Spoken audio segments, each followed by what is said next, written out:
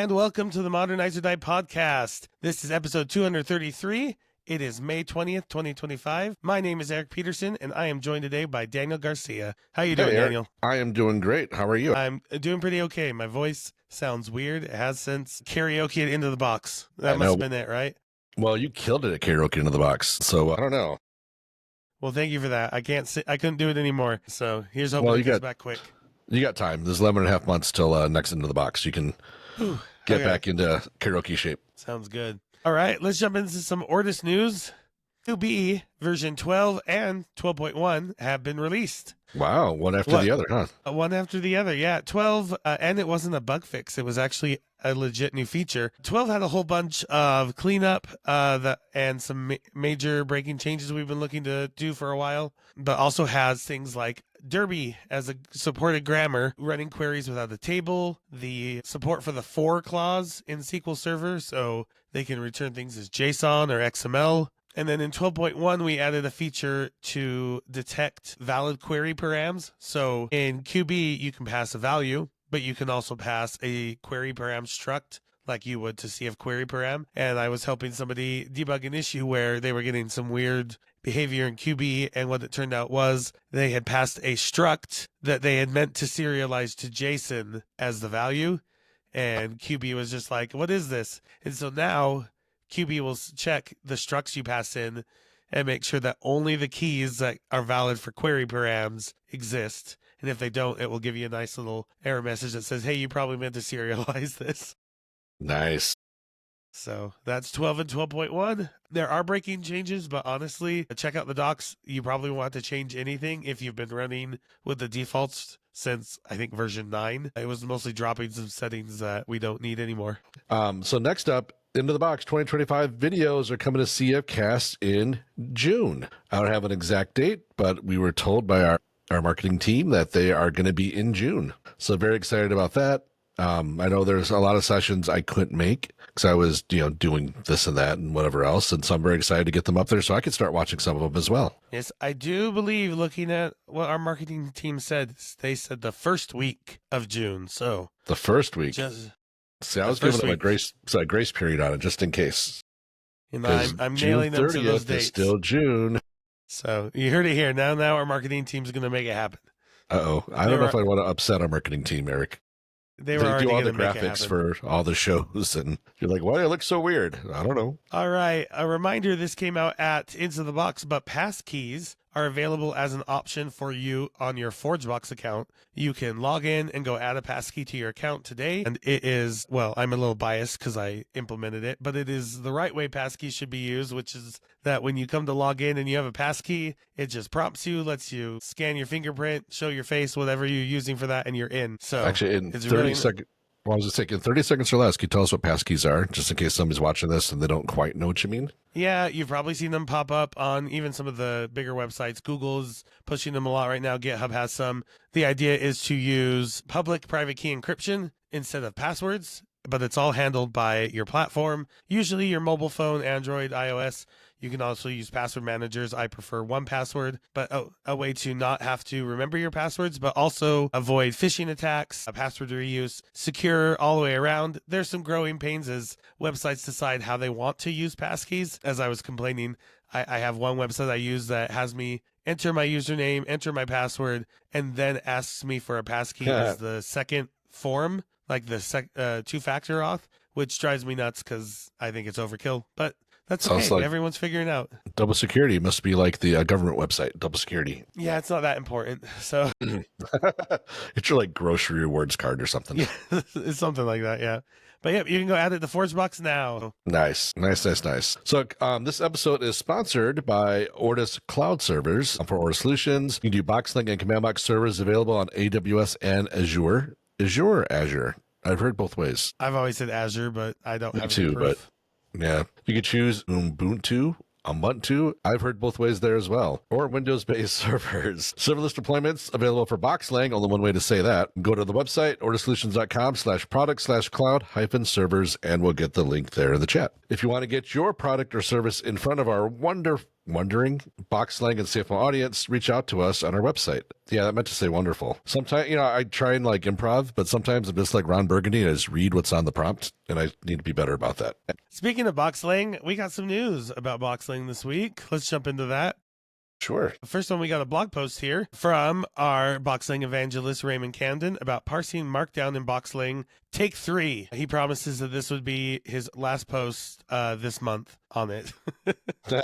So before, he's shown us how to use BoxLang's Java integration and bring in the FlexMark Java library and use that to parse Markdown, and mentioned then that BoxLang has its own bx-Markdown module that does a lot of the same stuff. It wraps up that same FlexMark library, provides some handy built-in functions for you to convert from Markdown to HTML and back, and also a BX Markdown component that you can throw into your view and just put Markdown in there, and it will convert it right there on the fly.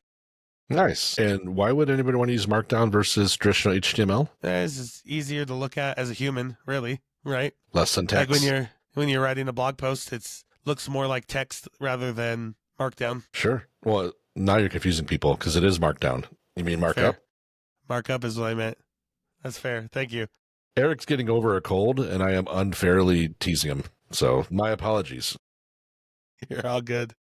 Next up, we've got BoxLang added to CFDocs, cfdocs.org. On the website, if you're not familiar with it, go get familiar with it, cfdocs.org. It's got a ton of CFML documentation for all the engines, including now BoxLang. And so when you go there and you see the different engines supported, you'll see the BoxLang and what version supported, just like some of the others. And so it's very exciting. I think, Eric, you probably had something to do with that, if I'm not mistaken. Yeah. So I use CFDocs all the time, and I love the fact that you can click on the engine name in the corner and it takes you to that engine's docs if you're using it.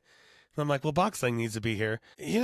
Guys, there's a lot of tags. There's a lot of components. There's a lot of functions. It took a while, but it was when everybody was working on their Presentations and their workshops for Into the Box. I was just over in the corner, just basically copy and pasting a lot of stuff.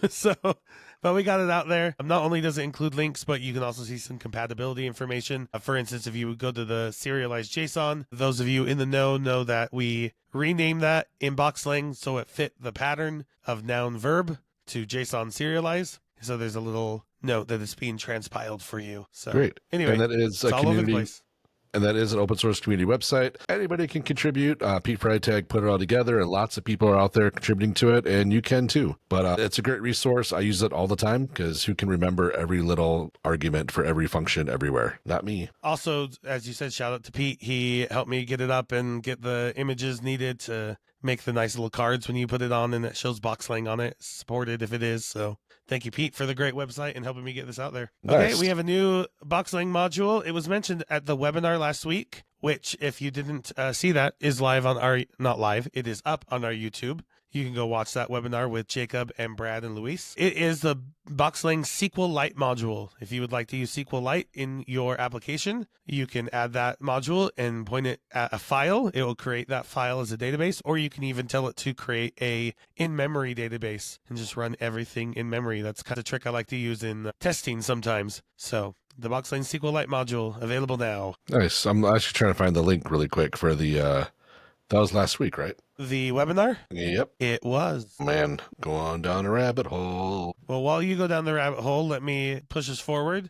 We have another blog post from Ray Camden about the BoxLang's module features. I believe Ray wrote this after getting inspired at Into the Box, where Brad's session, which you'll be able to view just a couple weeks on CFCasts, went over how to make a BoxLang module and how simple it can be. One thing you might not know off the bat is you can write a BoxLang module in BoxLang. You don't have to write it in Java, though you can. So Ray shows how he wrote one. He made a new box built-in function that he could call meow and give it an argument and have a new output come out, just as an idea to show something simple. And then he goes on to building kind of a real module, which is an RSS reader, bringing in a Java library and setting that up for you, and you're able to pass in a RSS feed to this function and get an array of items from that feed returned. So all that just with BoxLang. He didn't have to jump down and learn Java code. He could integrate with a Java library without having to write Java code.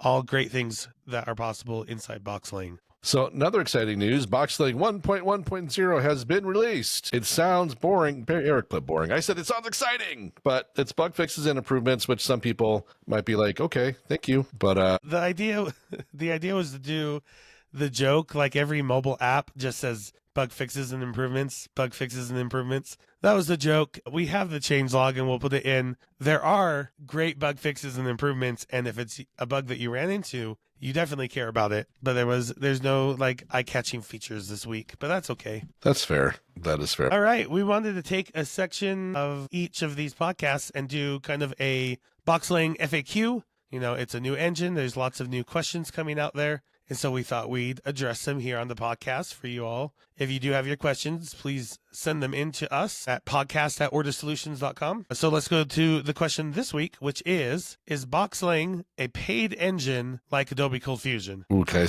I take this one? Absolutely. Boxlang is free and open source. Woo! Free as in free? I don't remember the phrase. Boxlang free is as in beer. Free as in beer. I wasn't going to say beer. I thought it was it's beer. Free as in beer and free as in speech. Yeah. I was trying to keep the podcast classy, Eric, but it's not even, well, you know what? It's past noon Chicago time. And by the way, I love that when Maho posted the link, she's like, noon Chicago time. I love that because I've been championing for Central Time to be renamed to Chicago time. Anyway, Boxlang is free and open source. You can do whatever you want in Boxlang for free. It's open source. Apache 2.0. And is that free just for development? It's free for whatever you want to do it. Whatever you can build with it. Boxlang is free for the Boxlang open source version. Now, you might be like, well, I heard there's some pricing plans on the website, and you're absolutely correct. There are some additional things you could get. We call them the plus and plus plans. Basically, it comes with enhanced support, premium modules, and custom patches, priority support, business level SLAs, all the things that you would expect in a paid support service. But you don't have to do that. You don't. But some of those premium modules you might be wondering, things like Redis, Couchbase, MongoDB, Elasticsearch, BxAI Plus, because there's already a BxAI that, you know what? It's free, open source. Some PDF forms, some spreadsheet functionalities. Now, again, those are things we spent a lot of extra time and effort to try and get those out there. And it's nothing new. We've had some of these modules for other engines before, and we've been selling them. And quite frankly, if you want good Redis support in, say, Lucy, you get the Ortus Redis extension because that's just the way it goes. Now, that said, what can people do if they don't want to get our extensions, Eric? Well, we've had this question come up by saying, oh, look, it's like Adobe. I have to pay to get the PDF forms. There's no way in the world that I can do PDF forms without it. And the answer is that's just not true, because all of these modules are built as Boxlang modules, and anybody can build a Boxlang module. You can build your own. You can keep it private. You can publish it. You can build your own Redis one, your own PDF forms one. So if you do not want to pay for a plan that includes these premium modules, you can build your own. You can build exactly what you need. It will run the exact same way as ours do. There's no special entitlement that Ortus modules get in Boxlang. They all run the same. So yep, that's your choice. We think we've built something very valuable and that you'll get a lot of value from the license, but you are in no way required to use it in any way. Yep. And we've got years and years and years, some of us even more years of experience building these things. And we just want to, make it easier for you. But like anything, Java is a first-class citizen with Boxlang. And so if you find a Java solution, just go use that. It's okay. Boxlang is open source and free, and you can do it everywhere, anywhere, and however you want. It's just if you want that extra support and some of these premium modules that we've got made for you, get a plan. That's all. All right. We'll be back next week with more Boxlang FAQ. Send 2 them weeks. in. 2 weeks. 2 weeks. Next episode. Whatever. Onward to some CFML updates. There was a security update for Adobe ColdFusion, which I love their security updates. This is love in scare quotes because they don't really tell you what it was. But luckily we have Charlie's blog article, which does tell you what it was. I gotta say, this one was made more of a splash than I thought it would because they made some changes to how remote CFC methods would be called if you provide either too many or incorrectly named arguments, which broke, what was it? Mock data CFC or CF mock data? What do we call CB mock data? CB mock data. I think we changed the name on it recently. Which is the mock data library included in TestBox. It has a handy way that it takes in any arguments you want and figures out what you want to do with it, right? Where you can give it a bunch of arguments and say, create this struct for me with a first name that's a string and the last name that's a string and an age that's a number. Well, that all broke, even if you weren't calling the function remotely. It's just if the function had the remote type and this new security update, it broke. So I don't know. I know we're talking to Adobe trying to figure out how that should work. A lot of people don't feel like that should be applying to functions called inside your code rather than as a remote function. And for those of you that haven't used remote functions in ColdFusion, it is basically putting the remote keyword in front of it instead of like public or private. And you can then call it via the URL, like a file path, and then you can add question mark method equals and then pass in the name of a method and a bunch of arguments. So it creates a way to call it from a URL. So I can see why it's a security area, but yeah. So, and it exists in mock data because if you wanted to quickly, while you're testing, hit it and get a bunch of random data, we wanted that to be possible. So if you see all your test box fails because you've applied this ColdFusion update, that's why we're talking with them about it right now. Charlie has the magical Java system property that will turn it back off. So you can keep going in the meantime. Yep. And just another word on Charlie. Charlie's a great community resource. He has been for a really, really long time. And it's always fun seeing him into the box. And he's a heck of a karaoke singer, too, if you ever get the chance to experience the Charlie experience. But we appreciate you, our friend, and keep doing what you're doing. And you're a resource to everybody, everywhere. And we appreciate you. Give some Charlie love. So coming up next, we've got a spring 2025 Galaxy blog update and roadmap by Gregory Alexander. He's got lots of different improvements coming in. So he's got some new features coming out. He's going to be migrating from Bing Maps to Azure Maps. He's going to fix some different bugs, some performance enhancements, some support for CSS gradients, some automatic WebP image generation, some casting functions, and later, at some point, he's going to be providing BoxLang compatibility and potentially writing a new BoxLang edition. Potentially it's on the radar. Don't know when that'll be, but it's exciting to see some of these community applications out there looking at BoxLang and like, I wonder what I can do with that. I mean, the first thing you can certainly do is just make sure it's compatible with BoxLang with the CFCamp compat module and just get up and running in the BoxLang engine. And that hopefully is going to be a relatively easy transition path, unless there's some weird esoteric thing somebody might be doing, and then we have to figure that stuff out. But for the majority of people, it should be pretty straightforward. But it sounds like he's talking about just rewriting it all in BoxLang, which is awesome. So looking forward to seeing how that goes, Gregory, and thank you for all you do. Let's talk about some events happening this week is CFCamp. I know we've sent Brad Wood on the airplane now. I believe he might be there. I think he's there. Yeah, he was going to try and host today, but we were like, we don't know if he'll be awake. Right. There is a pre-conference workshop tomorrow for Ortus on BoxLang. It still has tickets available. It is getting started with the BoxLang runtimes, so you can grab that. And then CFCamp itself, May 22nd and 23rd. I bet they would still let you buy tickets and come out there if you're able to get there. Yeah, just show up and you probably buy. Well, actually, I don't want to say you can buy a ticket at the door because I have no idea, but I would not be surprised. There are good people out there. Yeah, I'm sad I couldn't make it there this year. CFCamp is always such a great conference. Yeah, one of these years. I almost had a chance to go this year. It didn't work out, but hopefully future. I also love it just because there's so many people I don't get to meet at conferences here in the States. And so I love expanding my CFML community. Absolutely. Okay, coming up, upcoming June webinar, Building Dynamic AWS Lambda Applications with BoxLang with Luis Mahano. You can register for that. We'll get the link in there. It's going to be Wednesday, June 18th at 11 a.m. Chicago time. There's also a July webinar scheduled with Ray Camden, but more details will be coming soon. All right. And all those webinars are free. So free as in free. Please come join us. Free. You know what? I'm taking the phrase back. It's free as in BoxLang.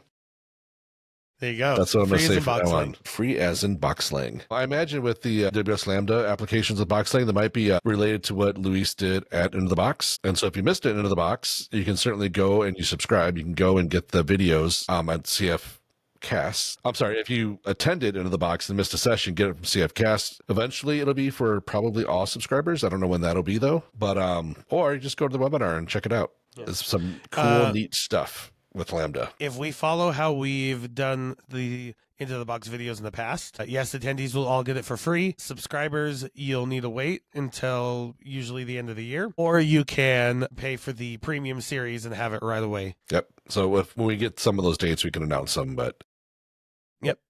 Exciting. All right, a couple more to talk about. Open Code South in Malaga, Spain is coming up on June 20th and 21st. We'll put the link in the show notes. Ortus Solutions is a gold sponsor there at Open South Code. So if you are attending, come say hi. I believe that's a Oro sponsor since it's in Spain, right? What's that? Isn't Oro the word for gold? Man, your Spanish is more than mine. Not much more. I think so, but Oro sponsors. Okay. Okay. Following that, we apologize to Spanish speakers everywhere. We do. Oh my gosh. Okay, we've got Adobe ColdFusion Summit 2025 coming live in September 22nd through 23rd. They're going to have certifications available the 21st or 24th. The speaker application is now live as well. I do not know when they're going to close the call for speakers, but with the conference in September, I'd probably suggest you not wait. If you want to apply to be a speaker, go do it now, right after this podcast. Do it. Don't miss out. It's a fun conference in Vegas. It's in their the venue switched, I think, last year, and it was a good time. I didn't make it. I'm gonna see if I can make it this year. And then after that, we've got Into the Box 2026 coming soon with blind ticket pricing. And if you're asking yourself, Eric, what's blind ticket pricing? He might say, blind ticket pricing is where you know the conference is going to be awesome and you're going to buy a ticket before you know any of the speakers or sessions. And in return, we give it to you at a very good price. Very good price. I believe last year it was half off for blind tickets. Yep. I don't know if that included the workshop as well. Do you remember? I do not remember. What? We'll know soon. Okay. And I think that's kind of wrapping it up for our events and probably this podcast. I think so, except for us thanking all of our Patreon supporters, individuals and companies that are personally supporting our open source initiatives and this podcast. Their contributions fund the cloud infrastructure we use for ForgeBox and package management for CommandBox. You can support us at patreon.com/ordersolutions, save some money with an annual plan, and get some perks. Ooh. All supporters get access to the Box Team Slack, a private forum on the community website, and a neat profile badge. And bronze packages and up get a ForgeBox Pro and CFCast subscription as a perk. Again, you can learn more at patreon.com/ordersolutions and view a full list of all our sponsors at ordersolutions.com/about-us/sponsors. And as always, thank you everyone for being a sponsor. Thank you to everyone who tunes in. Thank you everybody. And let's do this all again in the second week of June. All right. We'll see you then. See ya. Thanks.